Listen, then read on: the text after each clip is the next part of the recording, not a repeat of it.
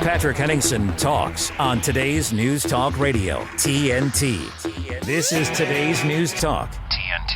Welcome back to the program, folks. I'm Patrick Henningsen, your host. We're still in the first hour of this live broadcast. I want to welcome onto the program our de facto European correspondent, Freddie Ponton, joining us from the heart of the European Union, really the heart of the empire at the moment. We'll talk about that in a moment with regards to Ursula von der Leyen's latest press conference got gate crashed. I've got a video I'll share with you, Freddie, on that. But let's get to the main story, Freddie. What happened over the weekend was historic. I think we can all agree. As I said yesterday to Scott Ritter, it's still processing for a lot of people the gravity of what just happened. I don't think everybody appreciates what April 14th means in terms of the sort of changing landscape, Freddie, of the Middle East. I think it's been reset. I think Iran has hit the reset button now, and now they are setting the pace right now for escalation, retaliation, and so forth. What an incredible position to take after one move. They've really caught everybody by surprise. That's my opinion, Freddie. I want to get your opinion. What are your thoughts on the weekend? Good to be on the show, Patrick. Yes, absolutely. I mean, this is really historical. I mean, we are a long way from the Saddam Hussein scuds thrown at Israel. This is a complete different animals, and it needs to be addressed properly to understand the political dimension, the geopolitical dimension, and the military dimension of this unprecedented, I would say, strike from Iran on Israel. So it's very interesting, obviously, to analyze. Can't pretend to understand everything. There's always a part of it that will remain in the dark due to the military intelligence aspect of this operation. But I think we can get now, a few days later, a good understanding of what happened on Saturday night, Sunday early morning, and understanding really exactly how important and how pre-scheduled, predetermined the outcome would be, at least from the Iranian side of it. They knew exactly what they were doing. And I think Israel, the United States, the UK, the coalition in general knew they had to get prepared. Now, I think it's quite clear to everyone that the United States and many other countries, Turkey, UAE, Saudi Arabia, you name it, Jordan, probably they were all pretty much aware that that strike was taking place and that this was not a strike against civilian facilities, but purely a retaliations for the 1st of April attack on the Syrian diplomatic complex, the Iranian diplomatic complex in Syria, in Damascus. So I think the Iranians here have showed their talents, their ability also to stay cool under pressure and take the time, almost 2 weeks before retaliating and letting everybody knows what they were doing. So I think that's rather unprecedented as well in terms of a military operation where really the sense of surprise has been taken away out of the equation. So I've taken the time, Patrick, to analyze purely the military operation, the air defense operation in the Iraqi Air Space, in the Jordanian Air Space, and in the Syrian Air Space, and trying to understand exactly how important the role of these three countries were, including France as well, and the Jordanian Air Force, how important their role was in this particular operation. And obviously, from that understanding, whether we can say, as Israeli claimed, that 99% of successful interception occurred that night, I'm not quite sure about this number, not because they're not really realistic, but simply they don't represent the entire operation and what actually came to Israel after various interceptions on different airspace. So that's what we want to look at. It is what happened, how it was done, and what does it mean for the American defense industrial complex, and what also it means for Israel defense as a whole. And so what are the highlights here in terms of what we need to know? There's a lot of questions, of course, Freddie, about what Israel shot down, what America shot down, what the French shot down from their positions in Jordan, is an example. There's also American Navy involved in this, I believe, intercepting from naval positions as well. There's all sorts of different vectors here we're looking at. How can you break some of this down?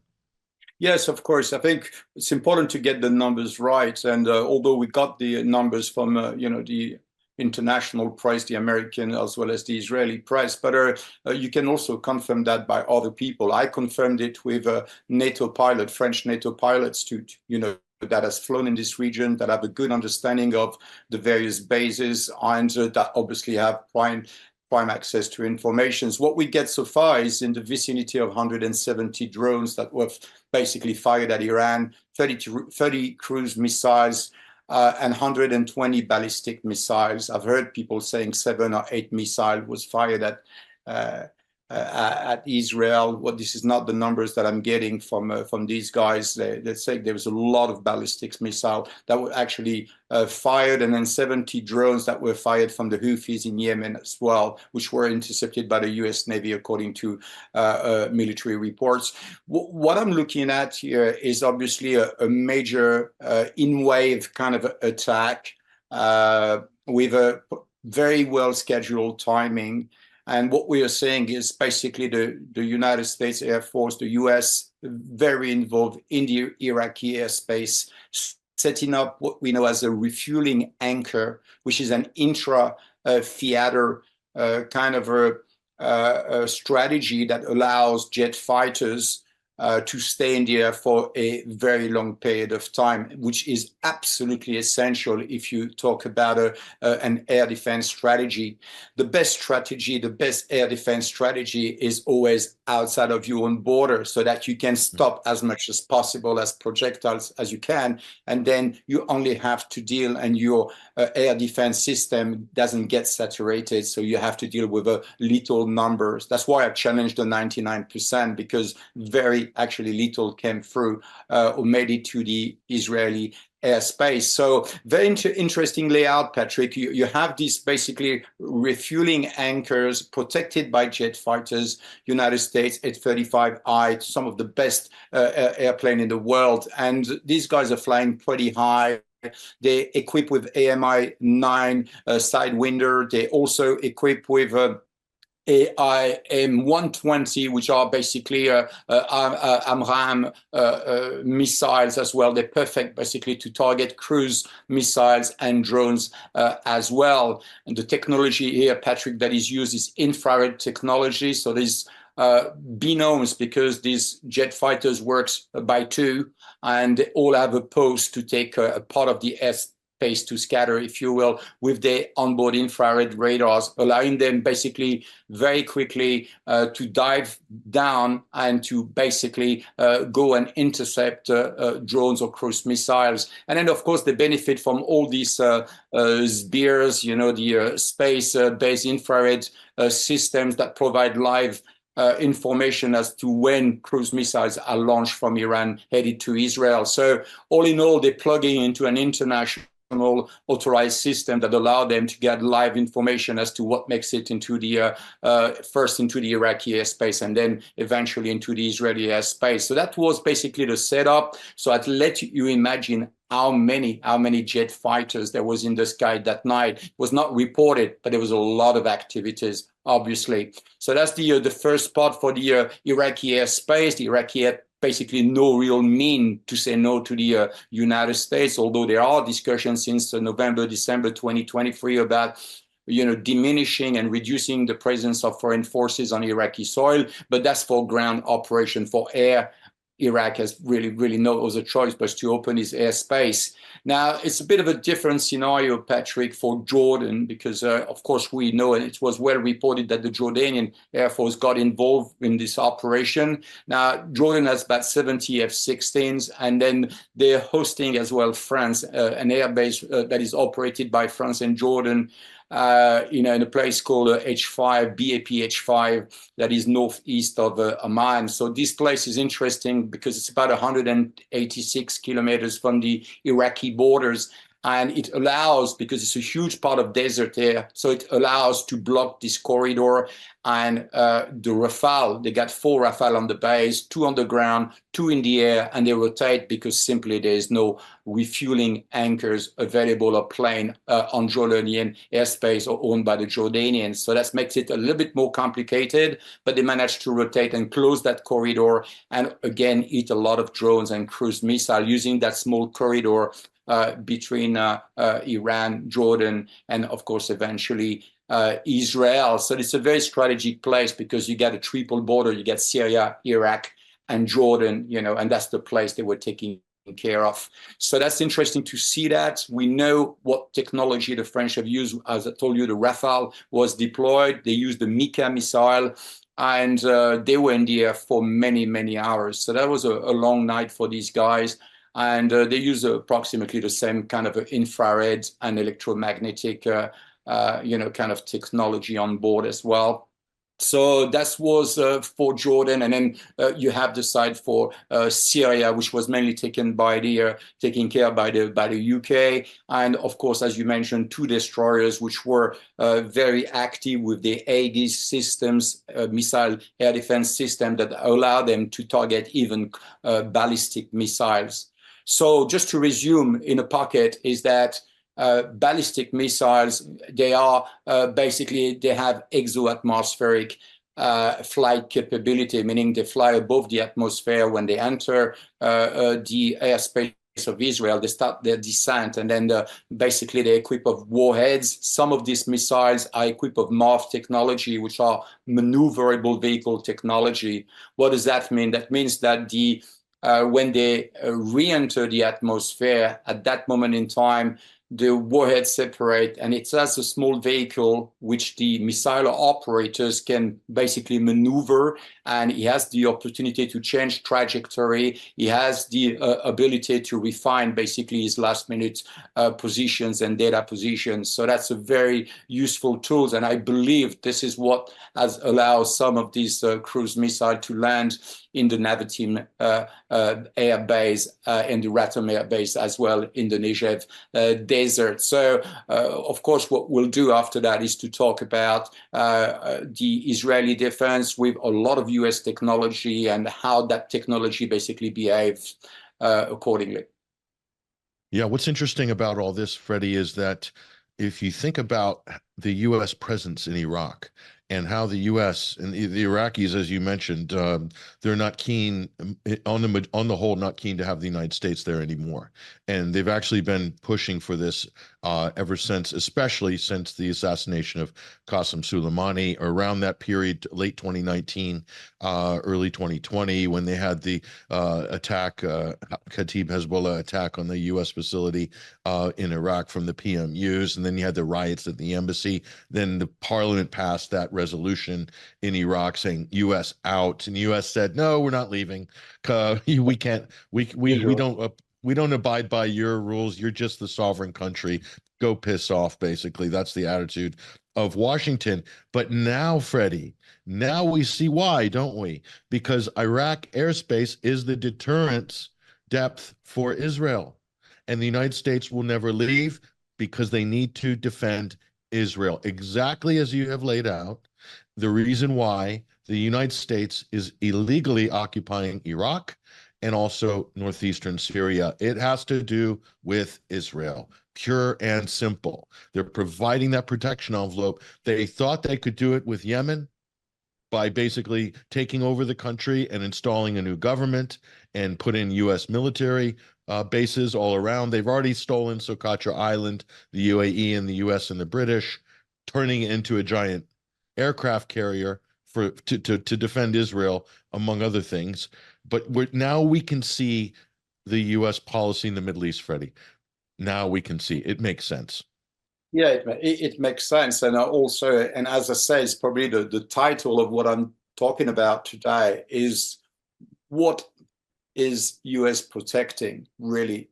And I think that 50% is they are protecting Israel, but 50% goes toward protecting actually the reputation of the air defense systems of the United States, because we know from what happened previously in Iraq with the Al-Aswad, being bombed by ballistic missiles, Iran can just at any time they want, target any places in the regions as they want in a very precise manner, in a very composed manner, and it's extremely difficult to stop ballistic missiles, despite the fact you're going to have, technology like arrow-fed generations that can go exo-atmospheric and then hit these missiles before they re-enter the atmosphere, despite the NPP-2, all these kind of radar that are basically extremely advanced technology coupled with SBIR system and FAD system and so on. So all this technology is available, but the real question is, it's worth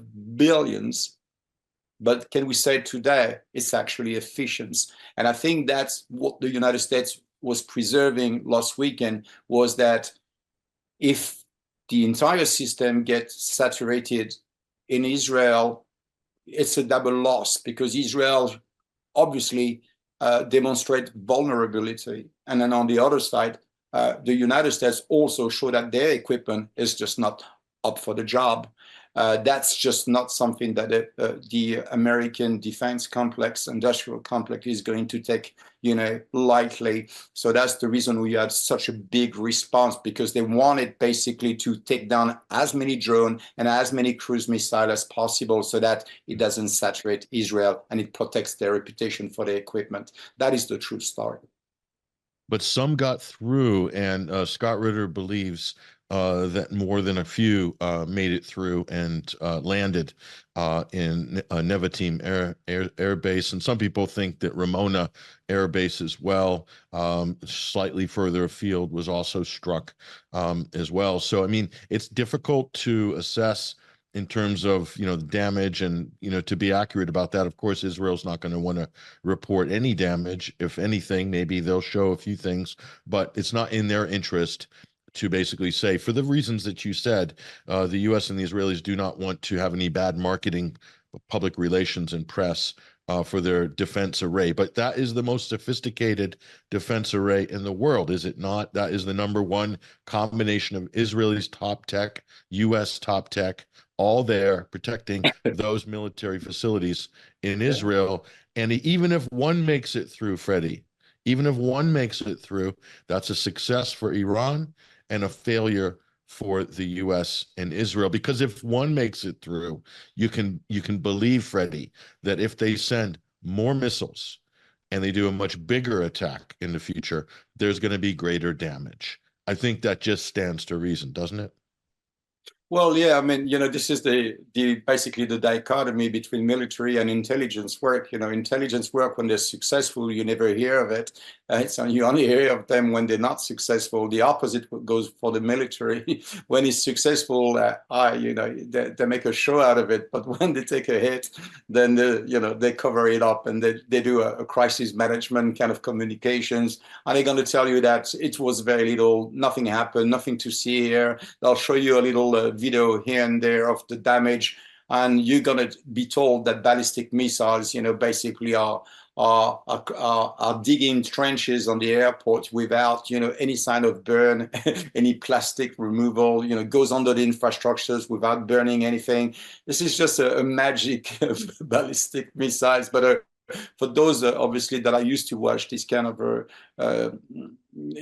technology, if you will, and the results of the impact from this technology, then they'll know that Israel is covering up, and they don't want people to know exactly how bad it got. They even hit a plane, on the Nevatim Air Base, so we know they hit it properly, but you won't get that, and it's not really important. I think the demo in the sky, this arrival by wave of drones. So still drones were going through, cruise missile was going through, maybe very little, but just that as a show, in the 21st century, we can watch on our television basically a live conflict with top technology and be used. And all people remember is, say, Israel's skies been loaded up with a lot of firepowers. And of course, these ballistic missiles, you can spot them because of their trajectory. They go down very quickly, and then you can see them separating and going, off course, or, change of trajectory. So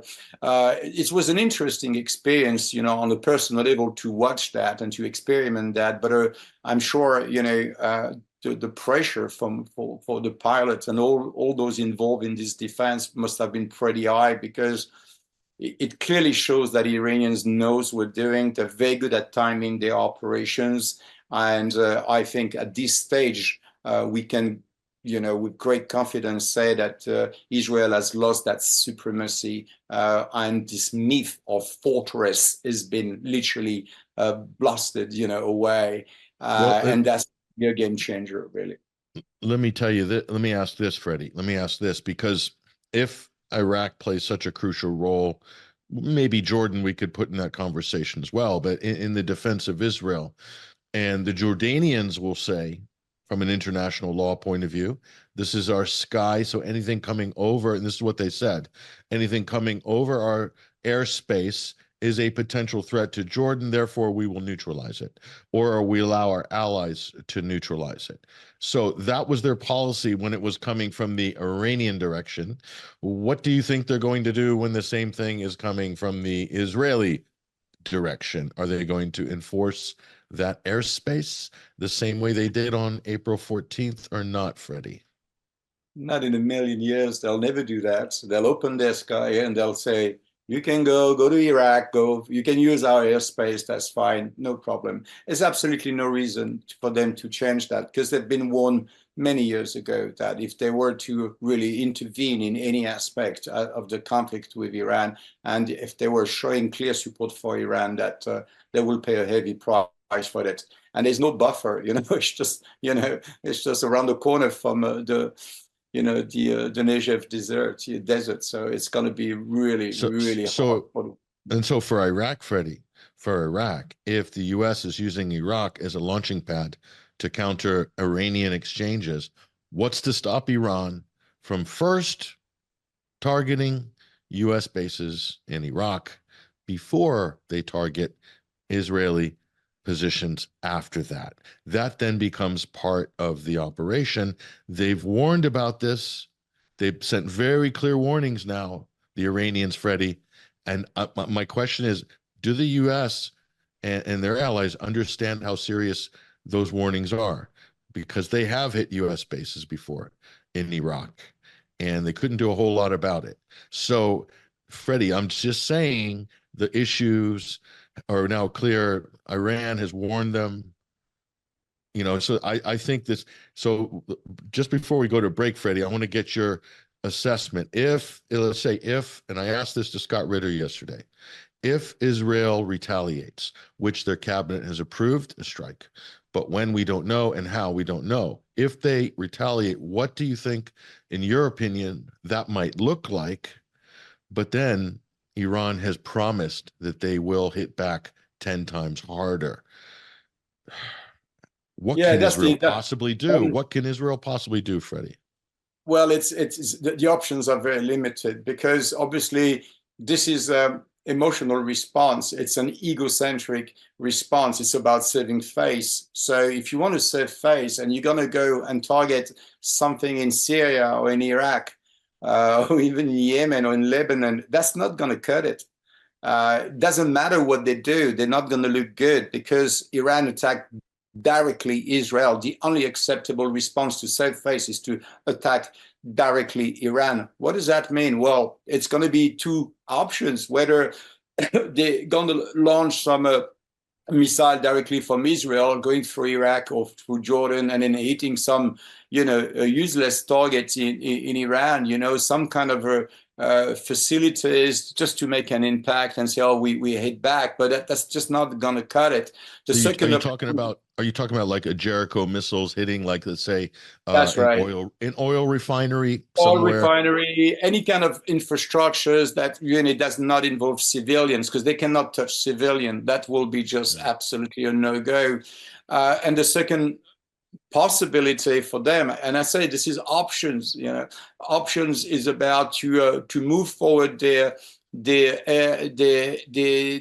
jet fighters on Iraqi Air Space, and then creating a refueling anchor not too far from Iran, and then from there basically launch an attack and being able to come back and go back in and refuel. But all that requires refueling capacities, which Israel is not very well equipped with. That means that all they can do really is a kind of a furtive attack, will go into the countries, smack a target, come back and call it a day.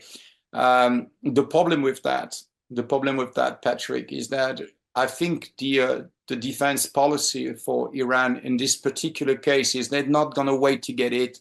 As soon as anything, move out of Israel, whether it's airplanes, whether it's jet F-15, F-35, doesn't matter. Anything that moves out of Israel and make its way to Iraq/Iran,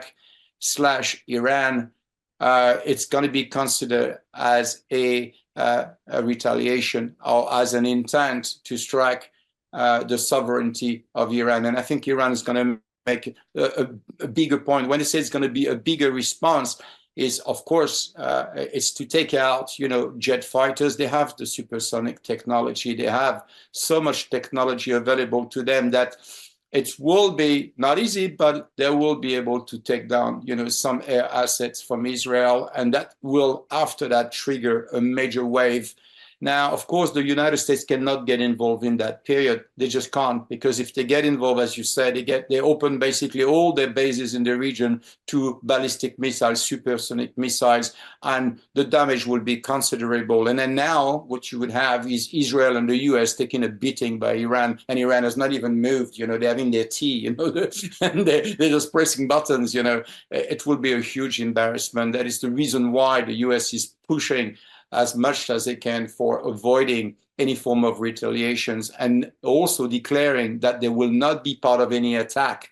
And that is essential what they're saying, because Israel attacking Iran without the US, that's just doesn't look good on the paper. And if there is a retaliation, the United States will have no other choice but to intervene as far as defending again once more Israel, exactly. And that will be a major problem, because now we're talking about World War III. Yeah, because Freddie, this is not clean. This is not clean, because Israel's already telegraphed an attack. They've said we're going to strike. So right now, and this is not clean for the U.S., because now that line between defending Israel and aiding Israel in an attack is completely blurred, because Iran can send a strike package the minute Israel launches anything from Israel. Immediately, Iran can send the retaliatory attack even before it hits Iran, before the Israelis hit them. And then that whole thing you said about this policy the U.S. have, this two-faced policy of we're only defending Israel, but we're not going to take part in any attack on Iran, that becomes blurred from the Iranian position. And again, this is totally compromising the U.S. position in Iraq. Once again, they could call Baghdad, Tehran could call Baghdad and say, shut your airspace. Otherwise, we're going to shoot anything down within 400 kilometers with the S-400. And that will be within, because then you have a total international, basically, incident going on here that is like very dangerous at that point, right?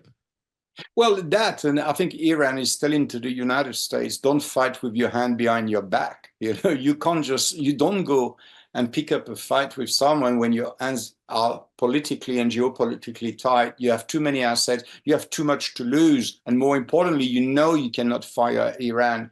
So you're going out there to do what? To defend. But if you're going to be participating, in the defense of Israel, if Israel was to deploy Air Force assets on Iraqi airspace or Jordanian airspace for that particular instance, it will not change anything. It will basically tell Iran, okay, now you're with them and you're attacking us because you become a co-belligerent.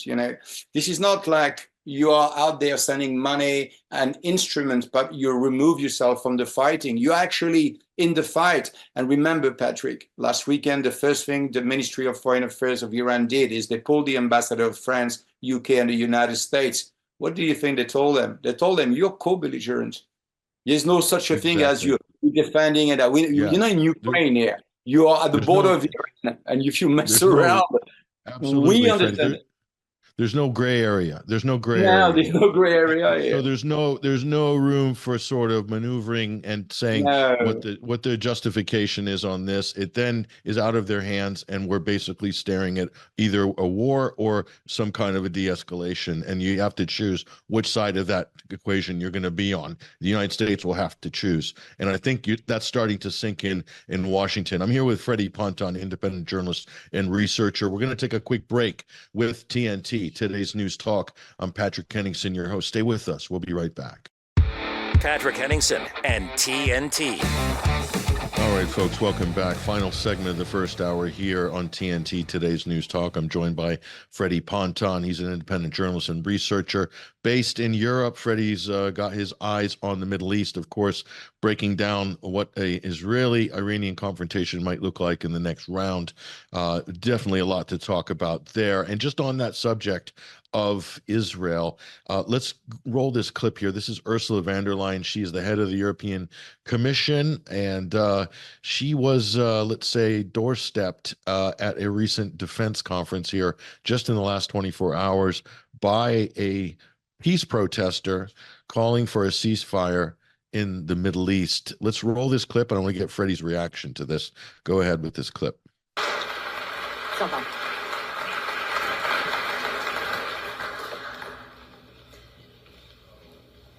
Thank you very much, Mrs. von der Leyen, this is a citizen's arrest. You are charged with aiding genocide in Gaza. You expressed total support for Israel at the beginning of this genocide. The blood of Palestinian children is on your hands. You are a criminal, Mrs. von der Leyen. You should be in the Hague. You should not be here. You should not be running for a second term. You are a war.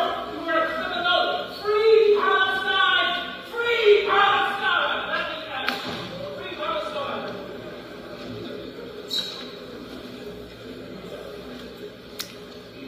Thank you very much, Mr. Thiessen. Thank you very much, Mr. P, for the invitation. And ladies and gentlemen, it's a pleasure to be here. Indeed, over the last... Okay, so yeah, she's smiling like a Cheshire cat after that. She thought that was really funny. Did he call her a see you next Tuesday? I didn't quite get that. There were some words exchanged there. Something was said there. Anyway, you guys can rewind that yourself if you're listening on the replay and judge for yourself. But so, Freddie, that's kind of interesting because, and I never hesitate to point this out, but isn't it just so rich that we have Nicaragua taking Germany to the international courts of justice, Germany of all countries, for aiding and abetting and giving direct support to a genocide. My question then is, did Germany learn anything from the Second World War? And did Europe learn anything from the Second World War? Well, there's Germany, and then there is this kind of elite, you know, like Baerbock and all that. I mean, the first thing she did is she flew to Israel straight away. You know, we're there, whatever you need, you know, we support Israel, ironclad, you know. Look, it's the same people, you know, at the end of the day, when you start to really, and we've done this for many years, investigating NATO, the European Union, European Council, you know, and we saw how they build these infrastructures, and it's not based on common sense. It's based on a very small club of people with a common interest. And their job is to take care of big corporations, because these big corporations are maintaining these people in power. So they'll jump from one seat to the next as long as they retain that power. And retaining that powers mean that you need to have a close relationship with Israel. We see that in the United States, and we see that in Europe, in France. We have it all over. Our media, our government, our establishments, everything is basically under the thumb of Israel. That is, you know, if you don't accept that, then you're obviously not looking at the same world, not living in the real world. So, of course, the card of anti-Semitism has been played in that role, and it's all basically smoke and mirrors. But at the end of the day, the reality is there. But there's more to that, I believe. I can't believe that just money corrupt governments, and that's the whole show, and that's how they get where they want to be. I think there's far more than that. I think they have far more power on the banking side, a lot of powers in that region. And I think all these countries are basically so indebted and they have so much debts to deal with that I think that the banking institutions are holding them by the sack. And they're telling them,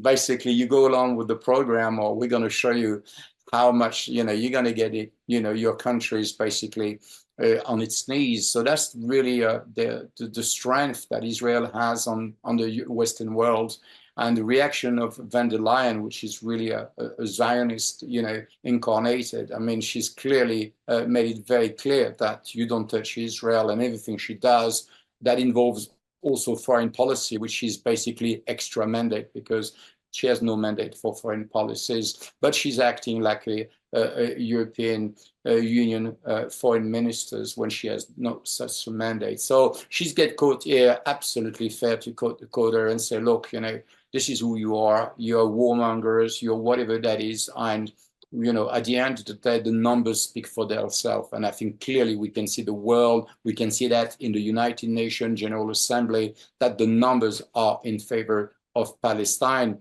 And again, you can clearly see that now Algeria, again, with the Arab groups, are coming with the UN resolutions asking basically the United Nations Security Council to approve basically a full membership for the Palestinian Authority and the Palestine to be a full member of the United Nations Security Council. That's going to go to the vote tomorrow, so it's going to be interesting to see, but we can clearly see already, Linda Greenfield, U.S. ambassador to the UN, and, behind closed doors, a lot of basically intimidations and a lot of kind of like, don't come even to the table with that because we will veto that.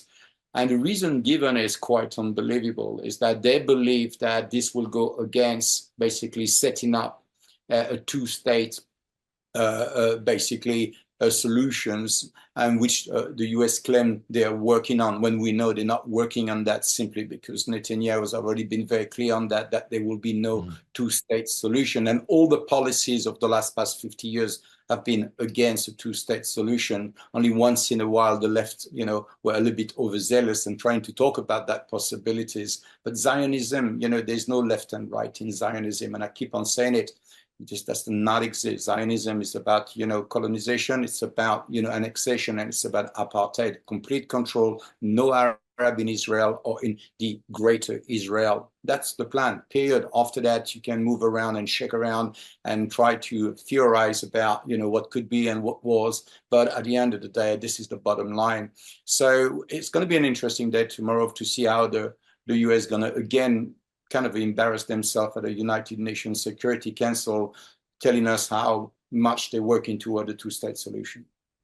Yeah, we're going to try to cover that tomorrow. We're going to try to hit that on this program. We'll try to get some comments afterwards on that from a guest. But it will be very interesting. Israel's policy should be very clear to everybody, Freddie, after 6 months. It's a no-state solution. It's a no Arab solution. It's a no Palestinian solution. It's the final solution, to borrow a term from somebody in history, a final solution. That's what it is. How much more evidence do people need? How much more reminders? The images that come into our media, our television, our smartphones daily remind us of this reality. What does it take to wake everybody up on this? I think they are waking up, but too slow. We got a couple of minutes left, Freddie. They're starting to now admit that the Ukraine conflict is lost. After 2 years? I think we were talking about that right after it broke out. This was a losing gambit for NATO. This proxy war was going to be a disaster. It turned out to be a disaster. Now, 2 years later, Freddie, they're starting to admit it. So who's going to jump? Which rat is going to jump from the great ship NATO first on this? And because that's going to be telling. One of the big main NATO countries has to show some skepticism publicly, and then the dominoes begin to fall. Or are they just going to quietly back this thing even as it collapses? What do you think?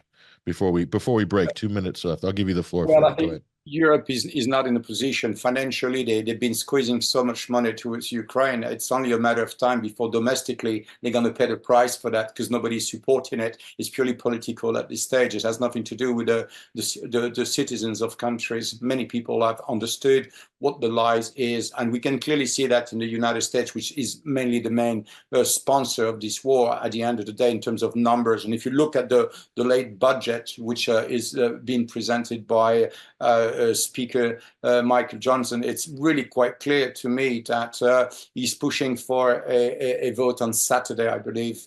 And that is going to be interesting to watch, because it's going to pass at the end of the day. There's no question that this budget is going to pass. There's been a lot of pushback from certain Republicans. We can see, obviously, Thomas Massie, the senator from Kentucky, co-sponsoring basically a kind of a project from Republican Marjorie Taylor's, for a motion to vacate. And if they basically are successful of that, Michael Johnson is going to be basically booted out, definitely booted out, so that's going to be an interesting thing to watch. But if you look at the budget, 7.9 million, it was supposed to be two budget, it became a lump sum, and that lump sum is going to pay the wages and to keep Zelensky in power. If that money doesn't come, Zelensky is going to face a couple of problems with the military intelligence in his own country. Oh, he's banging his pots and pans together this week, Freddie. Zelensky's banging those pots and pans together, saying, look at all the missile defense Israel has. How come you can't give that to Ukraine to protect us against the Russians? And yeah, it's sour grapes, unfortunately, in Kiev. Very short time frame for his regime, I think. Freddie Ponton, thank you for joining us this week on the program. Thanks, my pleasure. There he goes, ladies and gentlemen. That's Freddie Ponton. Follow him on X, Twitter, at LFC News Media. It is a fantastic one-stop shop to keep you up to date. Look, we got top of the hour news headlines coming up, and on the other side, we're going to hit the FISA bill. Going to be joined by Hesher and also American attorney Gerard Filitti. All this and more. Stay with us. We'll be back in just a few. This is today's News Talk.